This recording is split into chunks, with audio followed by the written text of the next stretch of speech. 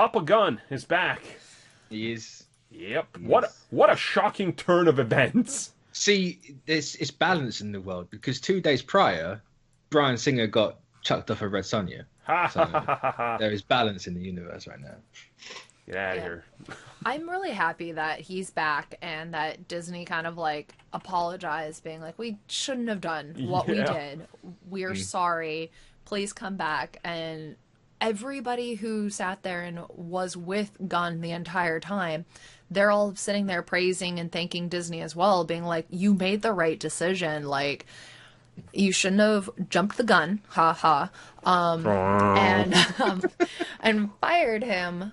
But now we're gonna actually not have to worry about Guardians 3. Like, hopefully we get a much better end act than Guardians 2, but now we don't have to worry about Guardians 3 attempting to be Gunn's vision, but not Gunn doing it. And hopefully then there'll be a lot less backlash with him being fired originally. I mean, there's still backlash with him being rehired from. Yeah, but I think that's the minority of people, to be honest. Like, they're the people that like, oh, he made a paedophile joke, he has to be a paedophile. It's like, what are you talking about? Yeah, it was a weird scenario, but I'm glad he's back, and it's like Disney is gonna have him finish obviously Suicide Squad, which hopefully that takes off on time, because if it doesn't, then Guardians 3 gets. I'm gonna say I think Suicide Squad's starting this year. Yep, it looks like summer. So I want to say like August, sometime like that, around then, but I'm not 100% sure. It's coming out in 2021. He's starting in 2020. So realistically, Guardians is probably coming out like 2022, 2023. Yeah, I would say there's no way he can make it either way. Currently, there's a May 6th, 2022 Disney Marvel date, so that's going to be it. And there you go. Gotta be it. Which, luckily enough, like we've talked about with other films, like, say, Doctor Strange, it's going to be a massive amount of time between his first movie and his second one. At least we've gotten them in Avengers, that it's not going to feel like it's too much time lapse, that we don't see them. And I'd rather wait an extra year to get James Gunn's version than them being like, well, we're going to rush all of this and not get your true vision in for the third movie. And now, like, with multiple reports coming out there saying, from sites being like, no, they never met with other directors, this was a plan all along. I'm just like, you're all dumb. Crap. Dude, Adam McKay is not going to lie, okay? Like, no. He literally said he sat with Kevin Feige, talked about doing Guardians and Inhumans. Like, come on. It's like, I think it was like the first or second week after James Gunn got fired, they met with Nicole Perlman. Yeah. Who wrote Guardians 1 and did a bit of Captain Marvel. So they were talking to people. They're talking to people like Travis Knight. Oh, yeah. A lot of indie directors, a lot of female indie directors as well, actually. Can't think of their names right now. But there's a ton of people. That short list was not short. But either no one wanted to do it or, you know. Well, the thing is, people probably wanted to do it, but they couldn't do it because of the backlash they would get. They knew it was stepping into a unfillable shoes, and especially how much of the internet, and I know, vocal minority, guess what? You're not the majority, as we've seen with Star Wars, and as we've seen now with Disney's response, and as we've seen with Captain Marvel.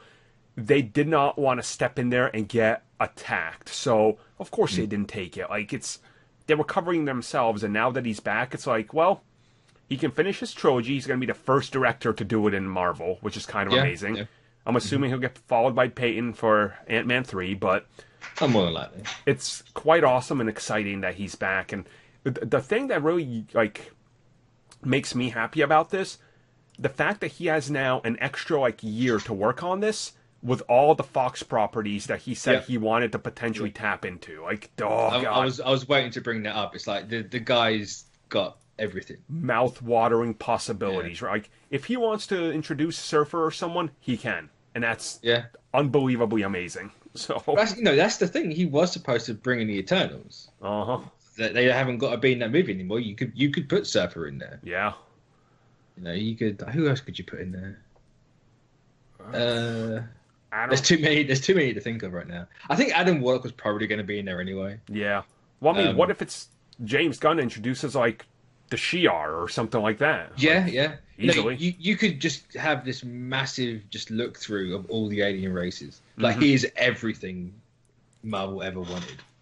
And he, No, maybe get a Galactus hint. Who knows? Yeah, oh, yeah. he'll be able to do it too. And like, I trust what Gunn's able to do. Like, look what he did with Guardians, a movie that nobody thought at first was going to be something that exploded the way it did. You had a talking raccoon, a tree that said, "I am Groot," a wrestler who's never acted before, and Chris Pratt, who had a huge following on Parks and Recs, but that was the only thing he's ever done. And they came together and made this amazing movie that broke records. And at the time, James Gunn was announced as director. Literally, I remember my entire friends list was like, wow, Marvel is actually going to kill their entire franchise right now. Yeah, I remember that. Yeah. And it was like, no, they literally redefined comic book movies with Guardians 1. And Guardians 2, I might not like it as much. It's a competent movie. It's just I just didn't like many elements of it, but it's still a good, solid film. So it's a good 1.5 movie. Yeah. Yep. That's what it is. Yeah. It was a good filler movie. Yeah. And that's actually kind of what it was, because it was like it takes place prior to all these other things happening, so it kind of had to be a filler movie, you know. Like, I mean, like, just thinking about, it's having Guardians 3 be like years after Infinity War and Endgame. It's no different to Guardians 2 being years before. Right. Infinity War. Exactly. So I suppose you kind of get the same feeling, but. Mm-hmm. I want them to do more sandwich jokes, though. I will say I appreciated that.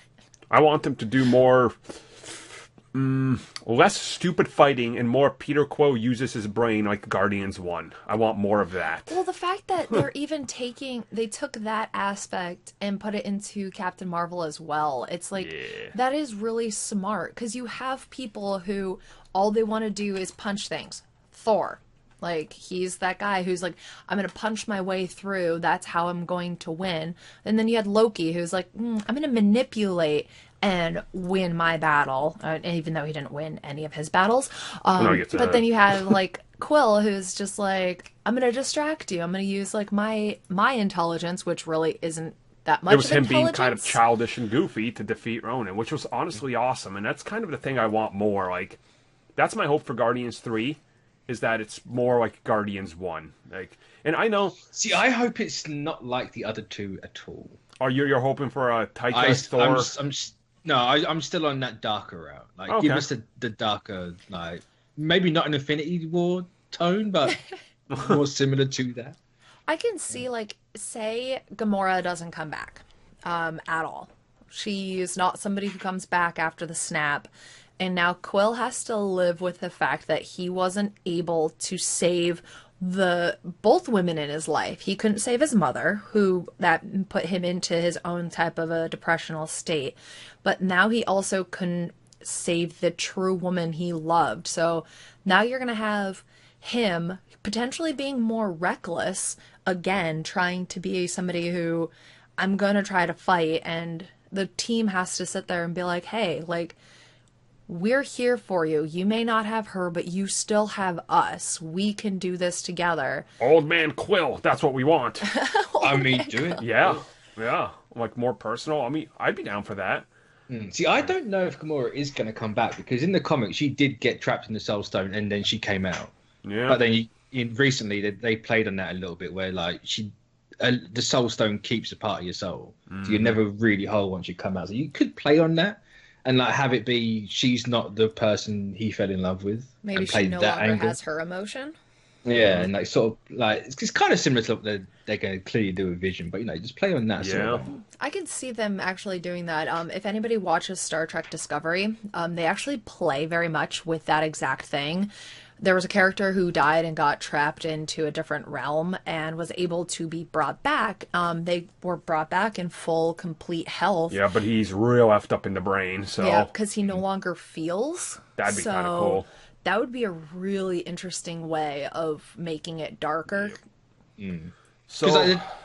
the direction for, like, characters after Endgame is going to be, like, how are they coping with this? Like, right. You're going to need the ramifications. That's the perfect way of doing it. Exactly. And that's kind of what I was saying. It's like, so it's like you have to do it as a sequel to what happens in Endgame. And that's really the way you want to go about it. I mean, we're definitely going to find out more. I'm assuming this year they'll drop a couple of hints, and then we'll be talking about it way more as production starts, probably early next year by the sound of it. So, And also, just to end it off, like, this wasn't because of the Fox Disney deal. no. No. Like, that deal started in June, he was fired in July. Yeah. So it's not, it's just a weird coincidence. Get your conspiracy theories out of there. Just be happy he's back, and Yep. maybe now Batista's gonna have to like sugar his way back into Disney to be in the last Sorry, movie. Papa. I mean, they gave him what he wanted. So. That's true. Yeah. Yep.